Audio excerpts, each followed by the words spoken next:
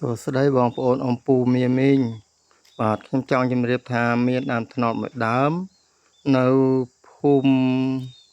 ច្បក់កោងឃុំគោកខ្ពស់ស្រុកបន្ទាយអំពិលខេត្តឧត្តរមានជ័យបងប្អូនមានដើមត្នោតមួយដើមនោះបែកចេញជា40ដើមបងប្អូនពិតជាកម្រមានណាបងប្អូនមិនដើមមានទេបងប្អូនមួយដើមបែកចេញជា40ដើមគឺថាពីក្រោមទៅមានតែមួយដើមទេតើបានខ្ពស់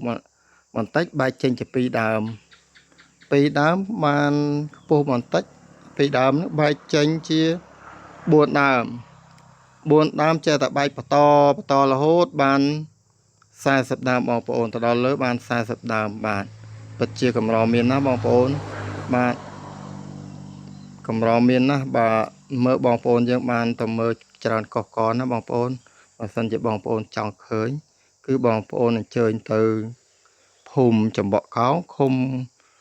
គោកខ្ពស់ស្រុកទេ7បងប្អូនបាទនឹងបានឃើញជាក់ស្ដែងមកបងប្អូនពិតជាមហិទ្ធិឫទ្ធិដ៏អស្ចារ្យណាស់ខ្ញុំធ្លាប់ឃើញតែដើមត្នោតមួយដើមបែកចេញ2ដើម3ដើមទេនេះចម្លែកត្រង់ថាដើមត្នោតមួយដើមបែកចេញជា40ដើមពិតជាចម្លែកមែនបងប្អូនចម្លែកខ្លាំងបាទទូទាំងប្រទេសកម្ពុជាមានតែមួយទេមានតែម្ដងនេះទេដែលអាចបែកចេញជា40ដើមបានបាទសិនជាបងប្អូនបានឃើញកន្លែងណាចម្លែកឬបែកច្រើនដូចចឹងសូមបងប្អូនជួយផ្សព្វផ្សាយផងបងប្អូនព្រោះ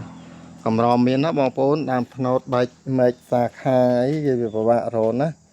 មានតែដើមឈើដល់ពេលដើមត្នោតចឹងវាដូចថាវាកម្រណាបងប្អូនវាកម្របានឃើញពិតជាកម្រមែនណាបងប្អូនបាទ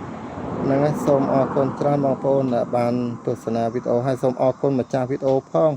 បាទខ្ញុំឃើញចម្លែកពេកខ្ញុំក៏យកមកផ្សាយបន្តទៅណាបងប្អូនណា